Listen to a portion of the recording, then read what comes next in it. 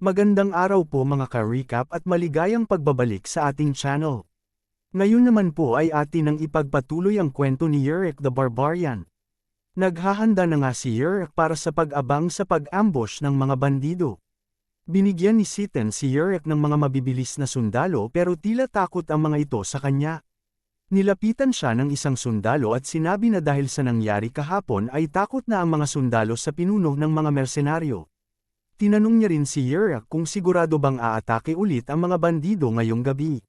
Sinabi lang ni Yurek na magaling ang mga bandido sa paggamit ng gubat at bundok. Kumpiyansa daw sila at kahit na hindi sila magtagumpay ay sigurado silang hindi sila mahuhuli. Susubukan daw nilang aatake ulit dahil kung siya ang nasa kanilang katayuan ay gagawin niya ito. Tawagin na lang daw siyang Yurek. Nagpakilala naman ang isang sundalo na siya si Jezva, isang peacekeeper sa syudad. Naghanda na nga sila sa hindi kalayuan kung saan makikita nila ang galaw ng mga bandido kapag patakas na ang mga ito. Ibinahagi naman ni Jezva na dati rin siyang mangangaso. Ayon naman kay Yurek ay total wala pa naman silang gagawin ay magpatuloy lang sa pagkwento si Jezva. Ang pagiging mangangaso daw ay maliit lang ang kita kumpara sa panganib na dala nito. Lalo na kapag tumaas ang demand ng mga balat ng hayop mula sa timog at hilaga, mas bumababa ang kanilang kita. Bakit naman daw bumababa ang kita nila? Tanong ni Yurek. Ayon kay Jezva, sa patuloy na pananakop ng imperyo, ang mga barbarian sa hilaga at timog ay nagiging sibilisado na rin. Sila na ngayon ang kumukontrata sa mga mangangalakal para sa mga balat at balahibo ng mga hayop. Nang mawala niya ang kanyang trabaho, narinig niyang naghahanap ng peacekeepers ang Haveron kaya sumali siya. Ikinwento ni Jezva ang tungkol sa kanyang mga pamilya pero biglang tinak pa ni Yurek ang bibig niya. Nagpakita daw ba ang mga kalaban? Tanong ni Jezva. Pero binulong sa kanya ni Yurek na kapag kwento daw ng mga tao ang tungkol sa kanilang pamilya bago ang misyon, ay namamatay sila sa kalagitnaan ng laban.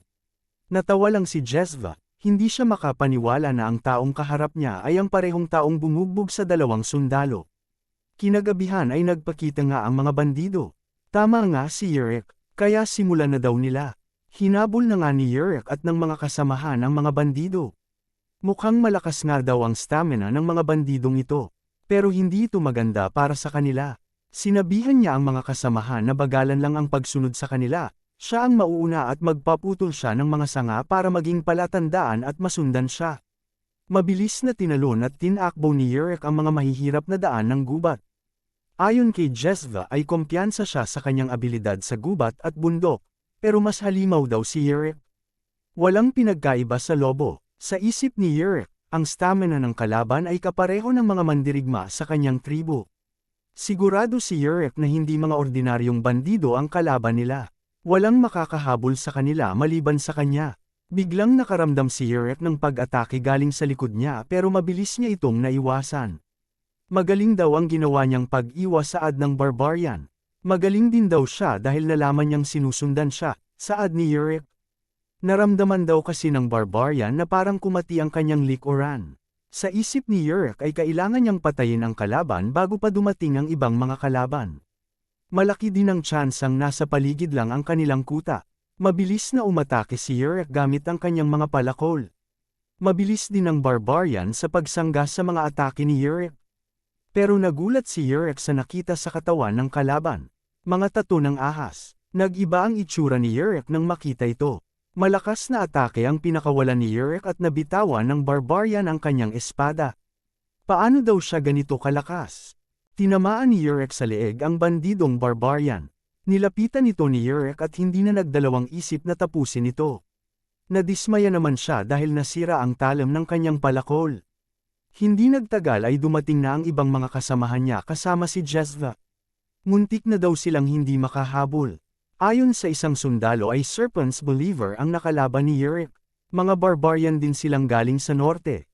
Mga nakakasuklam daw sila dahil ginagamit nila ang mga bata sa mga sakripisyo nila.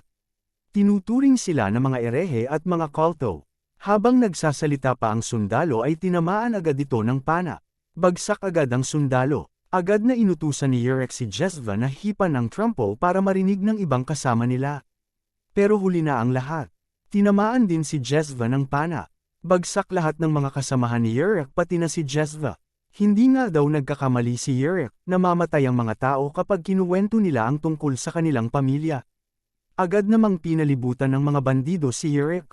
Binilang sila ni Yurek at mukhang hindi bababa sa 20 ang bilang ng mga bandidong barbarian. Huminga ng malalim si Yurek at sumigaw ng napakalakas. Sa isip niya ay dapat marinig ito ng iba at masundan kung nasaan siya. Napangiti na lang si Yurek sa kanyang sitwasyon. Hindi mawala sa isip niyang mamamatay siya ngayong napakaraming kalaban ang nasa harap niya. Sinigawan niya ang mga bandido na sumugod sa kanya. Tatapusin niya agad kung sino man ang unang lumapit sa kanya. Nagtinginan pa ang mga bandido at nagdalawang isip. Lahat maliban sa oras ay laban sa kanya. Biglang sumigaw ang isang bandido na walang hanggan ang naghihintay sa kanila kahit mamatay man sila. Inihanda na ni Yurek ang kanyang palakol. Iniisip kung magiging masamang espiritu nga ba siya kapag namatay siya dito.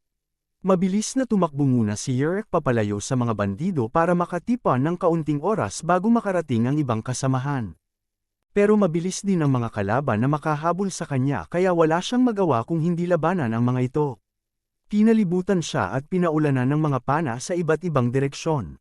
Sumigaw ang isang bandido na huwag pa isa-isa kung sumugod. Palibutan daw nila ito kaagad. Sa tingin ni Yurek ay mukhang ginagamit na nga ng mga bandido ang kanilang utak. Sa isip din ni Yurek ay napaka-eksperyensyado ng mga bandidong ito at napakalalakas pa.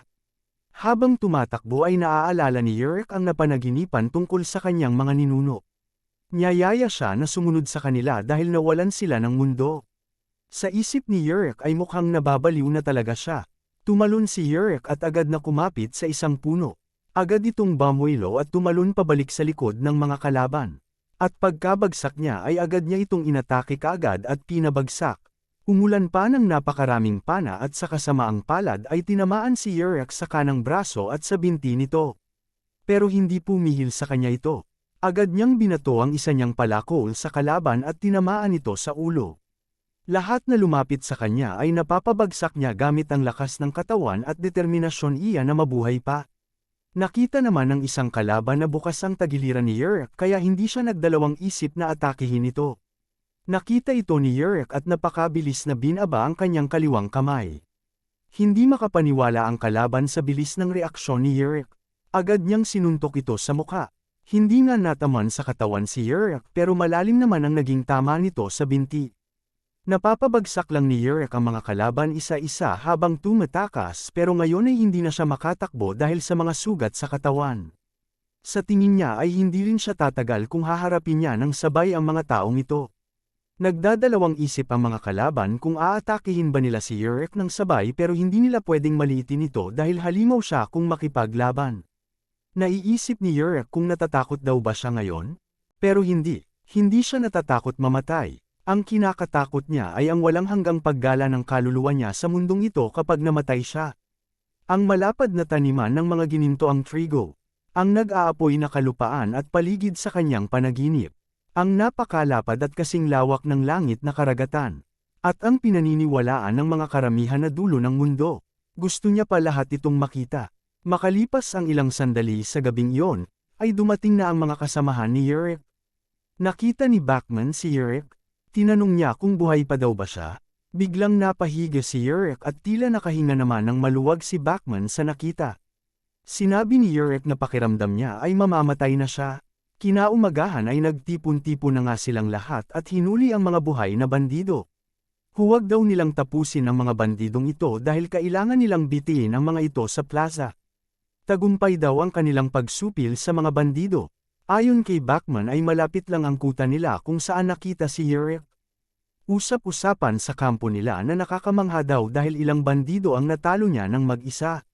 Unti-unti na ring tinanggal ni Bachman ang mga pana na tumama kay Yurek. Ramdam naman ni Yurek ang sakit habang binubunot ito sa kanya. Binigyan naman siya ng maiinom ni Gotval. Makakatulong daw ito sa kanya. Ito ay pinakulo ang alak na may pulot at sinamon ayon kay Gotval. Maganda daw ito pang padagdag ng dugo dahil marami ang nawala sa kanya dahil sa sugat. Sinabi naman ni Yurek na malaking tulong daw ito. Pero matutulog daw muna siya dahil nahihilo siya.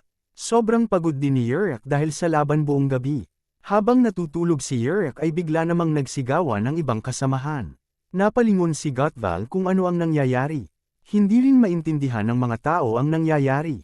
Lumabas ang mga ahas na tinatago ng mga bandido. Inaatake nito ang mga sundalo at mersenaryo. Kinokontrol sila gamit ng pagsipol ng mga bandido. Dali-daling tinakpan nila ang mga bibig ng mga bandido pero may mga ahas pa rin na nakawala at nakalapit kay Yurek. Nakita ni Gotval na kakagete ng ahas si Yurek kaya ginawa niya ang hindi inaasahan sa isang mahinang tao katulad niya. Sinubukan niyang pigilan ang ahas pero sa kasamaang palad ay kinagat siya nito sa kaliwang kamay niya. Nakiusap siya kay Bachman na talian ang kanyang braso para hindi kumalat ang lason. Biglang nagising si Yurek dahil sa kaguluhan. Tinanong niya kung ano ang nangyayari. Sinabi ng isang sundalo na kinagat si Gotval ng makamandag na ahas dahil sa pagprotekte sa kanya. Pero ngiti lang ang makikita kay Gotval kahit nahihirapan na ito. Hindi maintindihan ni Yurek, ang isang mahinang tao, ay sinubukan siyang iligtas. Galitang naramdaman niya. Sinabi naman ni Gotval na huwag mag-alala dahil hindi siya mamamatay dahil lang dito. Pero sinabi ni Bachman na kailangang putulin ang kanyang kamay. Gawin na daw nila ito bago pa kumalat. Paano naman daw ang Buzel? Tanong ni Yurek. Ayos lang daw ito, magdadasal naman siya saad ni Gotval. Nagdasal si Gotval kay Ru na sana ay makayanan niya ang sakit. Pinaalala ni Yurek kay Gotval na magiging masakit ito. Para kay Yurek, ang malakas na mga mandirigma ay malakas na tao. Pero si Gotval ay hindi napapabilang doon. Hindi siya mandirigma pero isa pa rin siyang tao. Sinabi ni Yurek kay Gotval na maaari siyang mamatay sa proseso kaya may itatanong daw siya. Bakit daw sinalo niya ang kagat ng ahas para sa kanya? Ayon kay Gotval ay wala siyang balak saluin ang kagat ng ahas, gusto niya lang iligtas si Yurek. Katulad ng ginawa ni Yurek sa kanya, wala daw siya balak saluin ang pana pero sinalo pa rin niya. Hindi daw siya mali saad ni Yurek. Kung may dahilan man, ito ay siguradong may pupuntahan siya kapag namatay siya, dahil sigurado siyang tatanggapin siya ni Rose sa kabilang buhay. Pero ang ganoong langit ay hindi pa nakakamtan ni Yurek kaya hindi pa daw siya pwedeng mamatay. Sa isip ni Yurek, kung nakakakita siya ng kaluluwa, ay sigurado siya na ang kaluluwa ni Gotval ay napakapuro at maliwanag. Sinabi ni Yurek kay Gotval na kahit hindi siya isang mandirigma, ay nakuha niya daw ang kanyang respeto. At sa pagkakataong yun ay agad na pinutol na ni Yurek ang braso ni Gotval. Umalingaw-ngaw ang sigaw ni Gotval sa kagubatan. Makalipas ang ilang sandali ay nakatulog si Gotval dahil sa pagod. Sa isip ni Yurek, kung hindi pa siya kukunin ng kanyang Panginoon ay siguradong mabubuhay pa siya. Tumayo si Yurek at umalis. Tinanong siya ni Bachman kung saan siya pupunta. Kailangan niya lang daw umihi, sagot ni Yurek. Pero hindi naniwala si Bachman dito at napansin na iba ang kilos ni Yurek. Napunta si Yurek sa gitna ng kagubatan at nag-isip-isip siya tungkol sa mga nangyayari.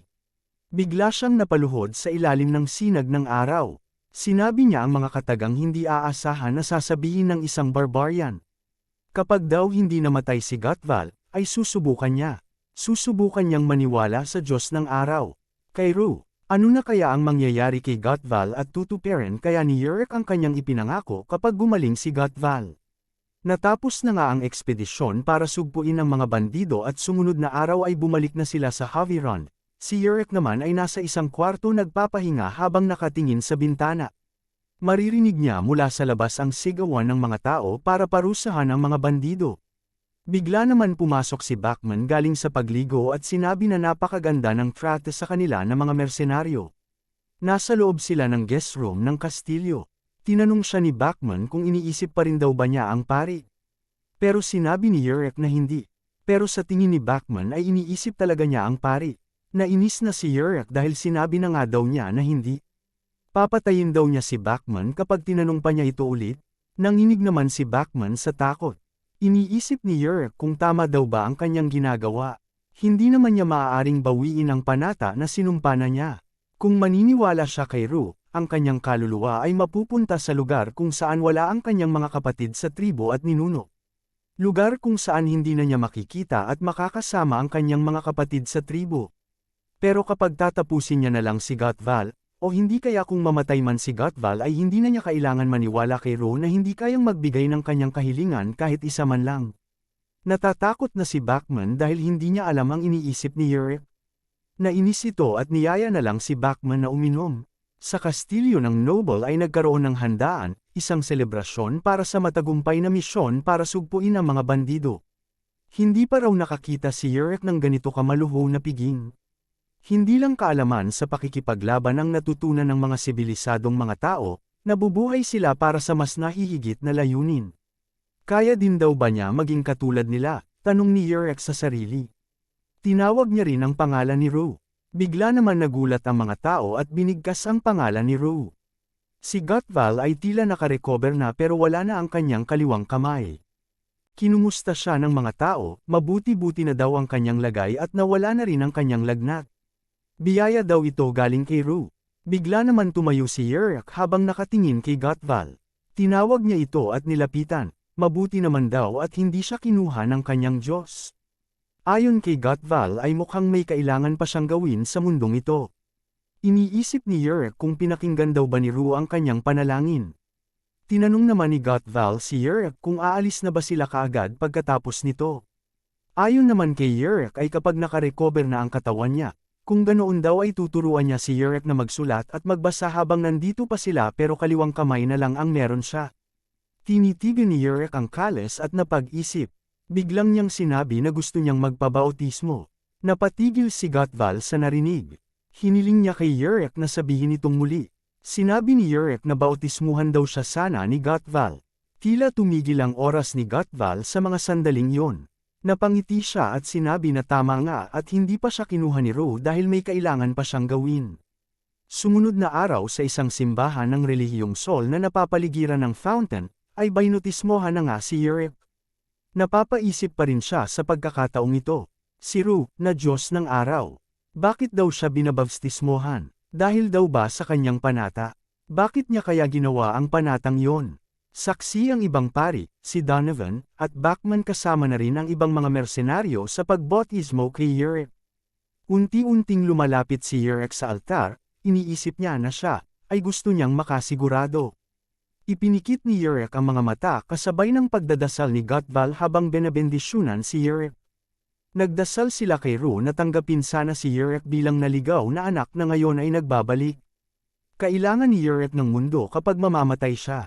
Nang sa ganoon ay hindi magpag-alagala ang kanyang kaluluwa kapag siya ay namatay. Sinabi ni Gutval kay Yurek na gagabayan niya ang kaluluwa ni Yurek. At sa araw na yon ay umulan ng mga talulot ng pulang rosas. Matapos ang ritual ay tinawag ni Gutval si Yurek. May sasabihin daw siya at ito ay personal na galing mismo sa kanya. Matapang daw naman dirigma si Yurek, at sigurado siyang makikilala siya sa kasaysayan. Pero tandaan daw niya, mahalin niya dapat ang iba at magpakita ng awa sa mga tao. Kapag ginawa niya daw ito, sigurado siyang mas lalakas pa ang kanyang kaluluwa. Ngumiti lang si Yurek, pero sinabi niya na mukhang malaking kahilingan ito. Ngayong isa ng ganap na mananampalataya na si Yurek kay Rue, saan na kaya sila dadalhin ng kanilang tadhana at pakikipagsapalaran? Alamin po natin yan mga ka-recap sa susunod na mga kabanata. Maraming salamat po sa panunood at sana po ay nagustuhan ninyo. Please like our videos po and also subscribe to our channel.